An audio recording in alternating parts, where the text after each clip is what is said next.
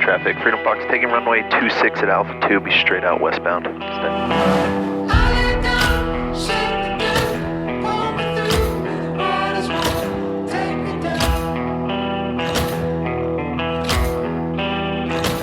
Well, it's definitely spring here in Reno. We're dealing with, you know, nice morning weather, but pretty much every day for the foreseeable future, it gets really blustery and windy by like noon. And even right now, I already got 20 miles an hour coming out of the east. So we'll see if we can get out, play a little bit. Plan is to meet with Quinn and Juan Brown, who is finally coming up with his Husky to come play. So we were gonna go to Stampede Reservoir. There's some places we can land there below the high water mark. And then maybe work our way over into Sierra Valley if we can get that far before the wind comes in.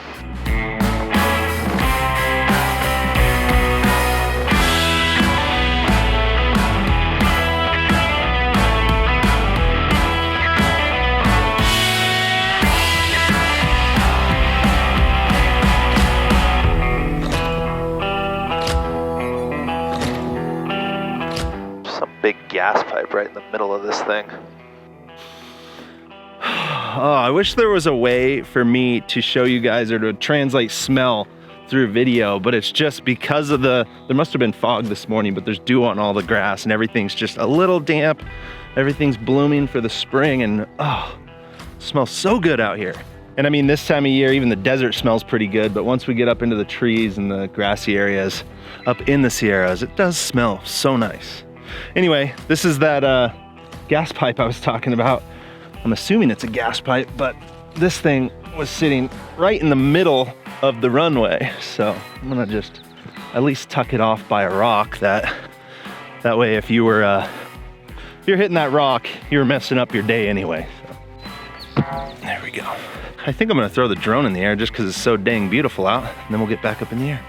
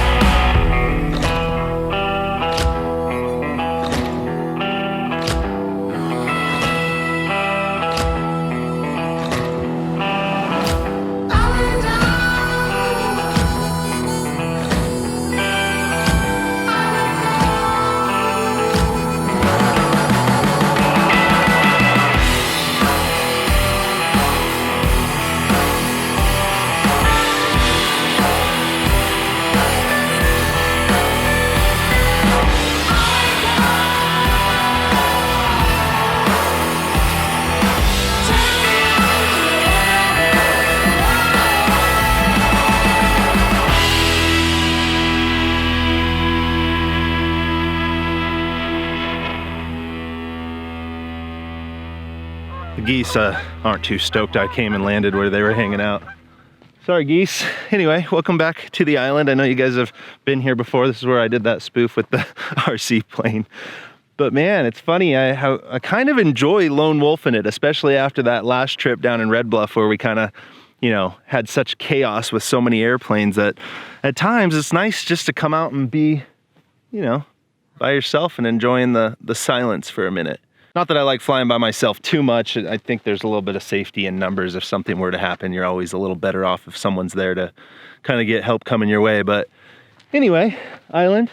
Sounds like Quinn was just fueling up, so I got a little time to kill. Probably set up the drone, see if I can catch them coming in for their landing. Trent's on the island hanging out.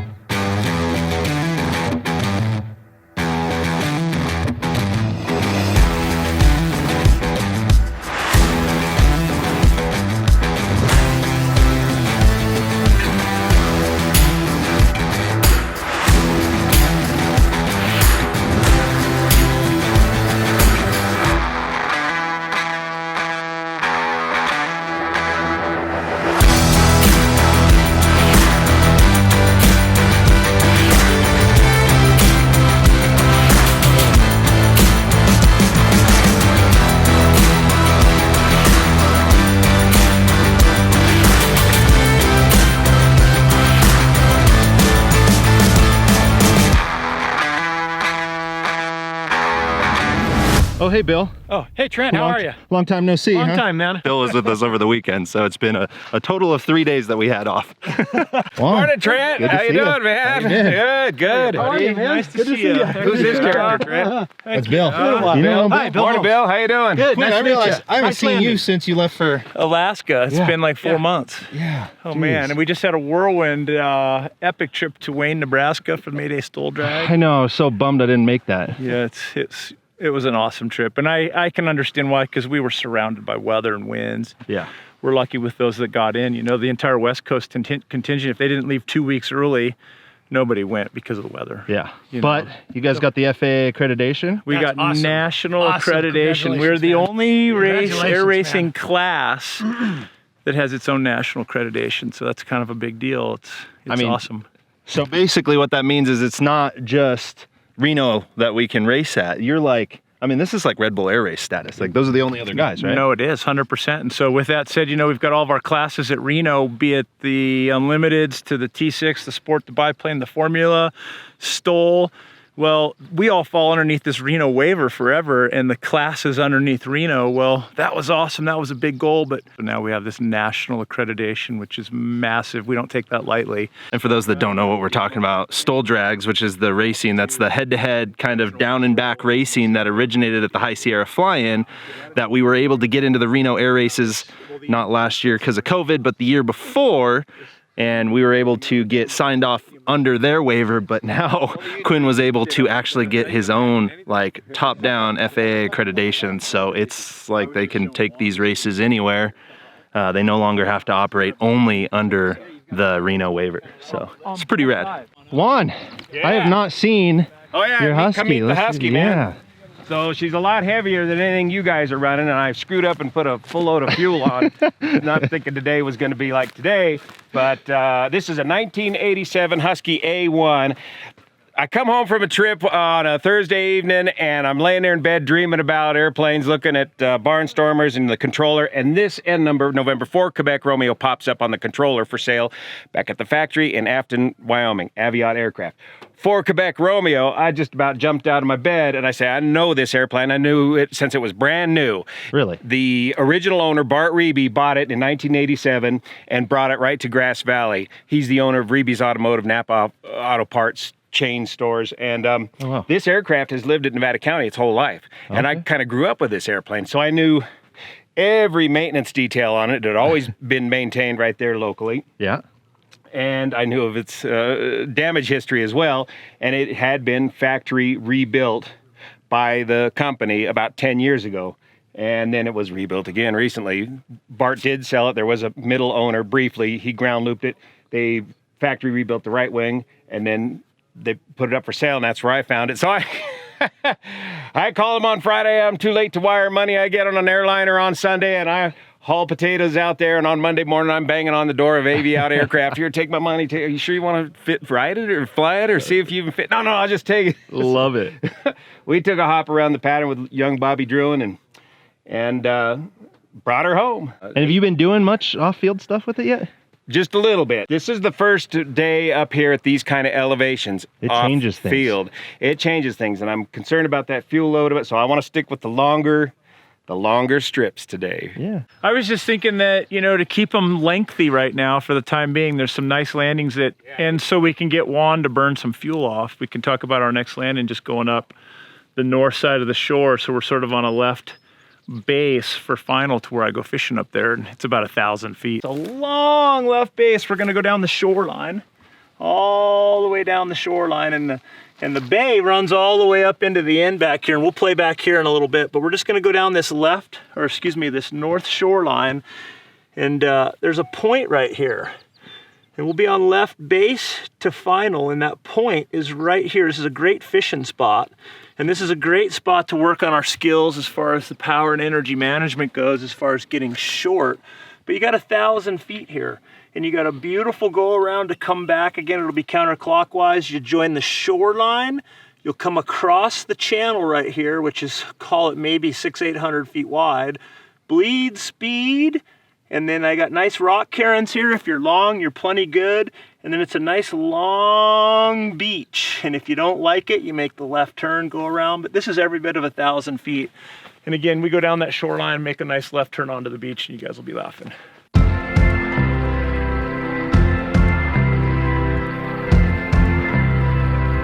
Oh man, I just love airplanes. Got a feeling it's in the moment. Wanna keep it, but it's always fleeting. 'Cause when I'm dealing with the present, it never lasts long. I can never keep it.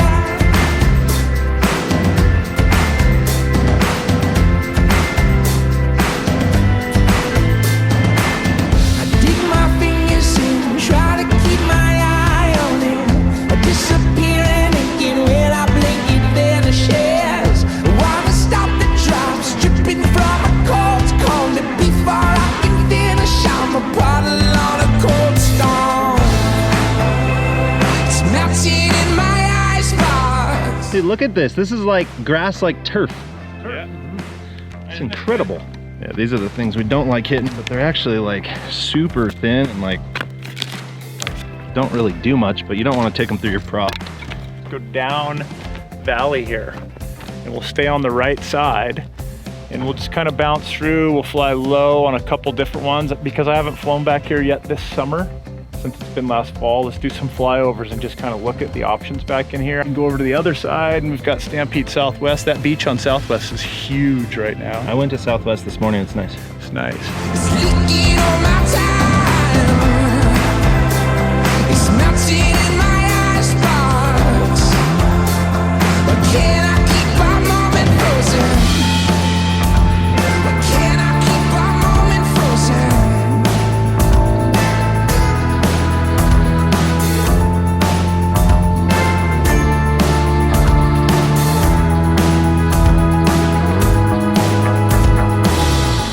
And I'm gonna go ahead and set down so I can film you guys landing.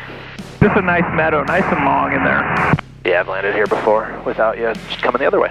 But it's getting harder. It's an ice cube turning into water. It's melting in my icebox. It's leaking on my time. It's melting in my icebox. A little lower, let's get lower now. Get down in there. You got that big tree off your left wing, come around, get into the river and just follow the river. You could even land short. Anything up in here above us is great, but just have the gravel off your right wing. Oh, wow. Slow it down. Breathe that Beautiful. speed. Excellent, excellent, excellent. This is such a neat approach. You get down low in that river, and it's good power management, good skill practice here as we go low around the trees, maintain power as we're slow in that corner and coming down the river. It's awesome. Man, it's awesome coming out and watching Quinn instruct Juan as he kind of builds and refines his skills out here in the same way that Quinn did for me when I did my first off-airport landing just to the south of where we are now. But while on the topic of building skills, it seems like an appropriate time for me to say thank you to the sponsor of this video, Skillshare. And for those that don't know, Skillshare is an online learning community for creative and curious individuals. They have thousands of online courses for anything creative, basically, whether you're into photography and video like I am, or graphic design, actual drawing and painting, interior design. I mean, the list is endless. Even productivity classes, which I've utilized. And like I said, they have tons of classes on everything that is photo and video. And I know that I get a lot of comments of people asking, how do they get into flying drones like I do, or how to get a little bit better and what should they practice? And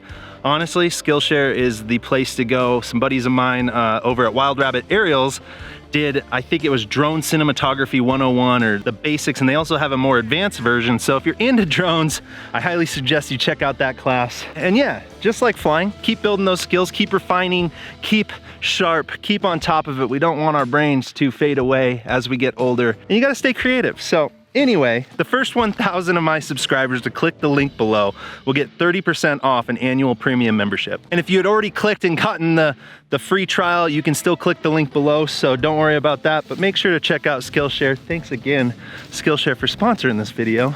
And let's see how many more we can get into before the wind starts picking up.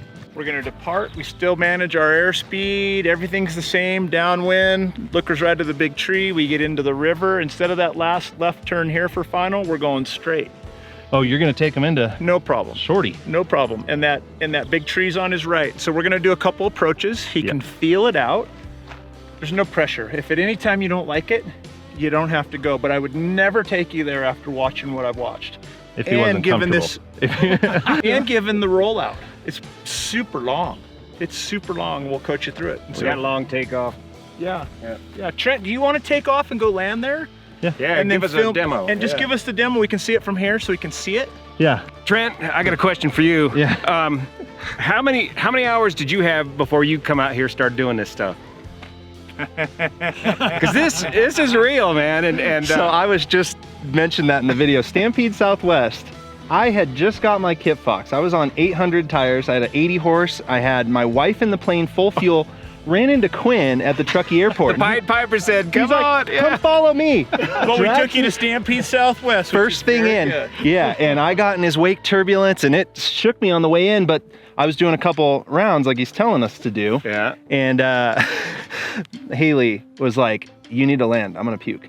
And so my first off-field landing was almost forced because you drug me in there. My wife was sick, but yeah, I was at like 90 hours. Wow. Yeah. Wow. So What a great training ground. Jeez. What? This is the only flying I know. Uh-huh. This is why when I go into like towered airspace and talking on radios, I'm like a fumbly idiot. I'm like, I can't do that. This is my comfort zone. Wow. This is. You have to have trust in the people you're flying with. Yeah. Oh yeah. And there are people that I would never take to what we just did until we go work on slow flight, the classic. I'm a broken record, the classic power and energy management, knowing you can hit your spot. I know you, I've flown with you, I've watched you fly. We've had some decent big spots.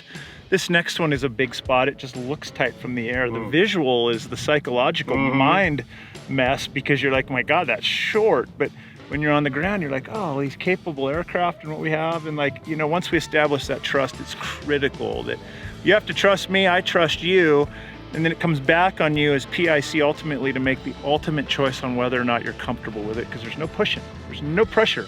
Let's go do it. Why don't you give us a good demo in there and we'll watch from here and then we'll go. No pressure. All eyes on me.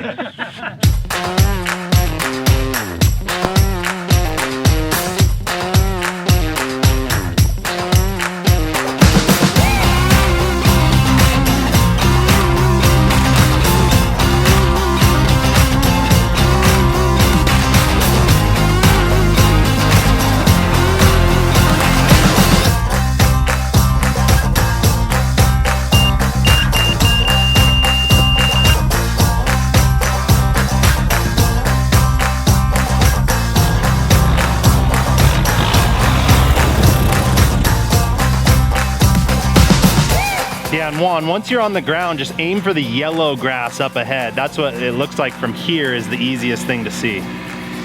I'm sure his tail feathers would appreciate this being gone. Oh, he's not really a single-handed lifter.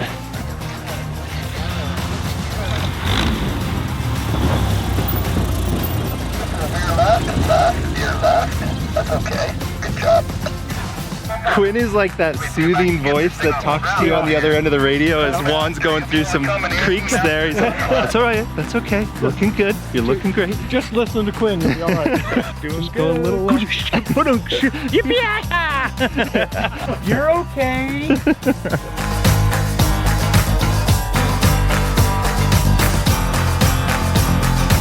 And Juan, I'm just climbing over the hill from Stampede Northwest. Okay, I'll stay up high and let you guys all go on in, then I'll come in last. And you're good to make pattern. I'm well ahead of you. I'm number 2 behind Bill right now.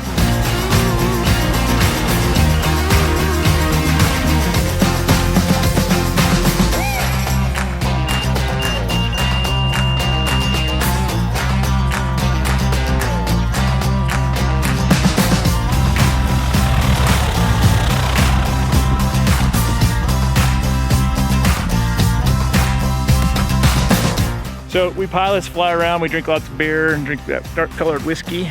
So we're trying to come up with like bush pilot fitness. This is the pull-up station, check this out. Something besides a 12-ounce curl? We can do 230-pound curls. Oh God. The trees are sagging. Bush Pilot Fitness. How the f***ing hurt my knees. Dude, yeah.